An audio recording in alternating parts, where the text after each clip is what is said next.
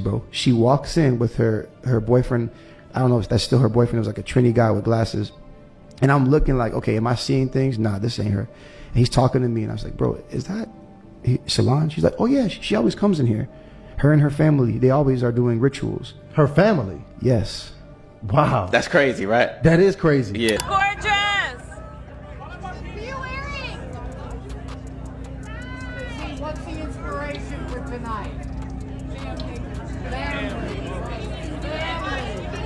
Have you noticed how Blue Ivy has been everywhere lately?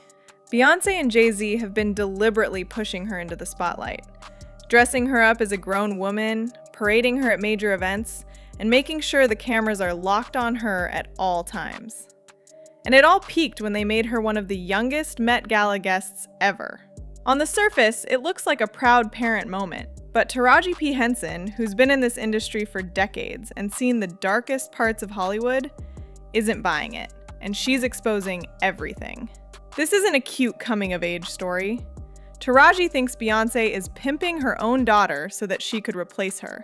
Sorry? Is there one piece of art that has changed your life? I would say my children. Your children? Yes. One more time? My children. Oh yeah, the greatest work of art. How you feeling today? Mind you, Beyoncé has not attended the Met Gala in over 10 years, and the minute she decides to, she brings her mini-me along for the ride. At just 14 years old, Blue isn't supposed to be able to attend the event since she's still a minor. But it looks like Anna Wintour granted Beyoncé and Jay-Z a special exception since they are co-chairs of the event. If your name isn't on the guest list, you'll have to pay $100,000 to attend. So not only do the Carters throw their weight around to get the pass, they also had to open their checkbook and spend a lot of money just to debut their heir.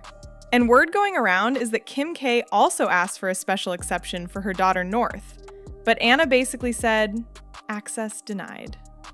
Blue Ivy, however, got it.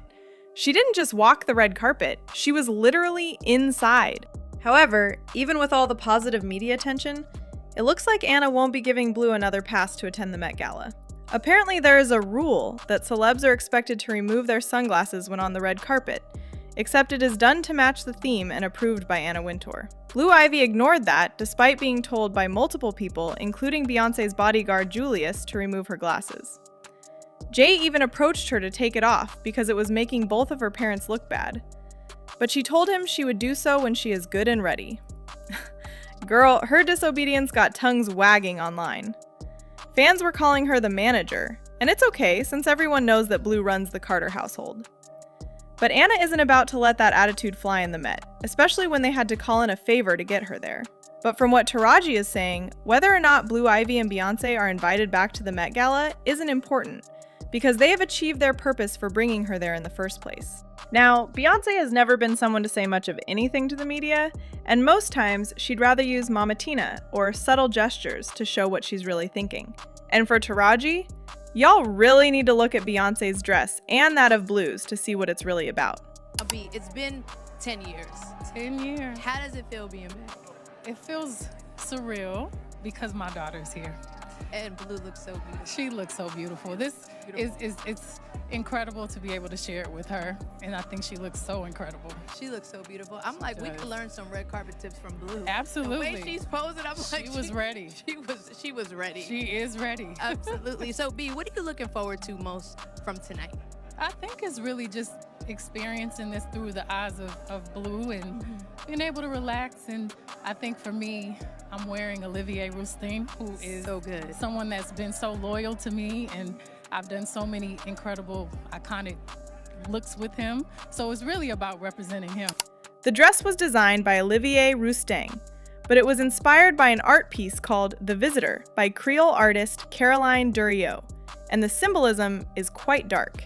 The art shows a skeleton in a gown standing outside a door, ringing a bell. It is said to be a reminder of mortality and that death comes to us all, even if you are someone with wealth and status. Beyoncé might have just chosen this reference because they share similar roots, since Mama Tina is also Creole and from Louisiana. However, Beyoncé has always been intentional about how she portrays herself, and choosing that reference wasn't an accident, especially when you look at it alongside Blue's dress. Blue's gown wasn't exactly on theme, and when you take a good look at it, It does look more like a wedding dress than anything else. And with Jay-Z wearing a tux that's eerily similar to the one he had on his wedding day, it was giving more than just father and daughter twinning on the carpet. There's also the fact that Blue was wearing Balenciaga. I know y'all remember how the internet dragged them to filth a few years ago when they ran an ad showing kids holding teddy bears in bondage gear, along with books talking about CP.